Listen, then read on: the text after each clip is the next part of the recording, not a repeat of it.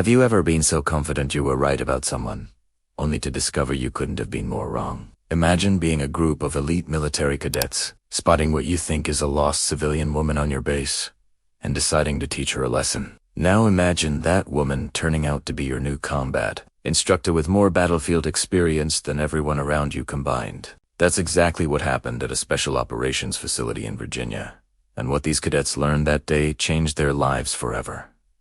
Picture this. A woman steps off a helicopter carrying just one duffel bag, dressed in civilian clothes, looking around like she's trying to figure out where to go. To the young cadets watching, she seems completely out of place. This is a restricted military training facility, not a shopping mall. Someone clearly made a wrong turn. At least, that's what they thought. The woman's name was Sarah Reeves, and she'd just finished 3 brutal combat tours overseas. She'd earned one of the most prestigious honors in the military, a distinction held by only a handful of women in the entire country. But nobody looking at her that day would have guessed it. She wasn't wearing her uniform, wasn't broadcasting her credentials, wasn't demanding respect.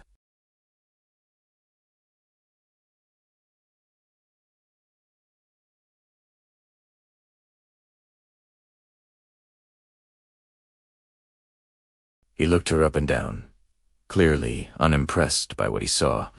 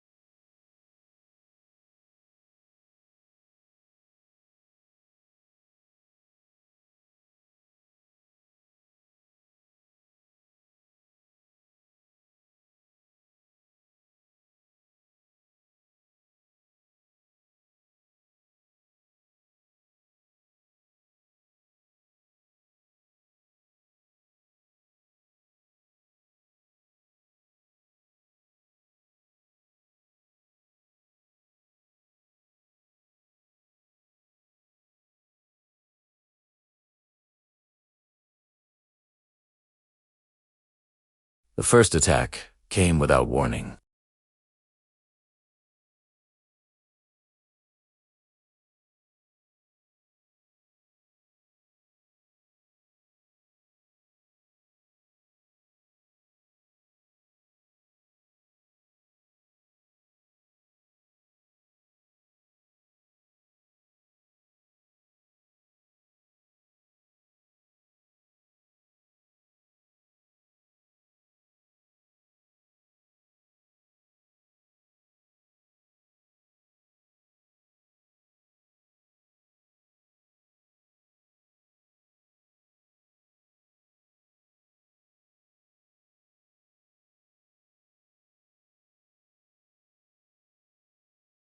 Tactics that were absolutely useless against someone with real combat experience.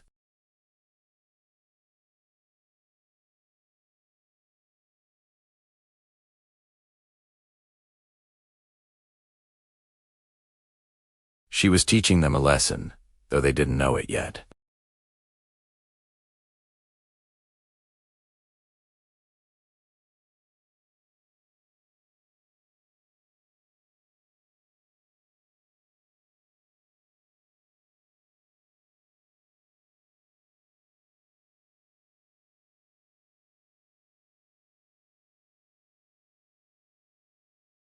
And that's when Sarah's demeanor shifted from calm observation to decisive action.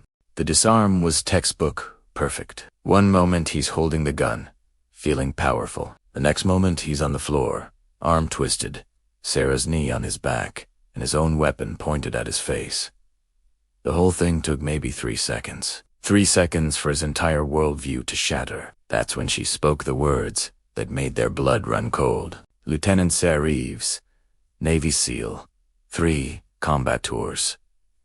Your new tactical combat instructor. The silence in that room must have been deafening. You could probably hear their hearts dropping into their stomachs. And then, as if things couldn't get worse, the door burst open. The base commander stood there, taking in the scene. Furniture overturned, cadets sprawled everywhere, and their new instructor efficiently restraining one of them. You know that feeling when you realize you've messed up so badly there's no talking your way out of it?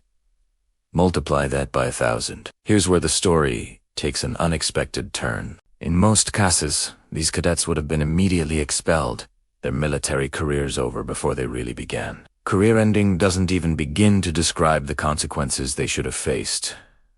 But Sarah did something remarkable. She saw an opportunity where others would have seen only failure. For the next 72 hours, those cadets experienced hell on earth.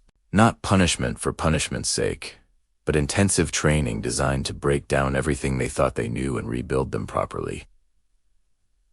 Night operations without sleep, endurance tests that pushed them beyond their limits, tactical challenges that exposed every weakness. And through it all, Sarah was right there with them, performing every exercise, always finishing first, always setting the standard. The transformation was remarkable. These young men who'd been so quick to judge, so eager to dominate, so convinced of their own superiority began to understand what real strength looked like. It wasn't about physical power or intimidation. It wasn't about making others feel small to make yourself feel big. It was about discipline, respect, judgment, and the courage to admit when you're wrong. 3 days later, something happened that nobody expected. The ringleader, the one who'd pulled the weapon, stepped forward and did something that took more courage than anything he'd done before.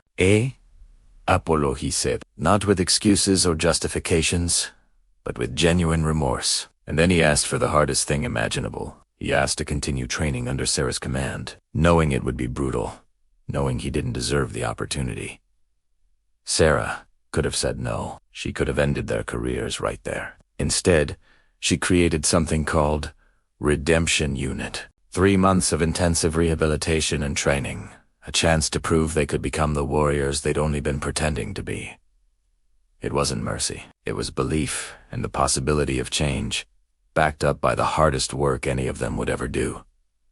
3 months later, the transformation was complete. The cadets once surrounded a woman they thought was weak and vulnerable, had become a cohesive unit built on mutual respect and genuine skill.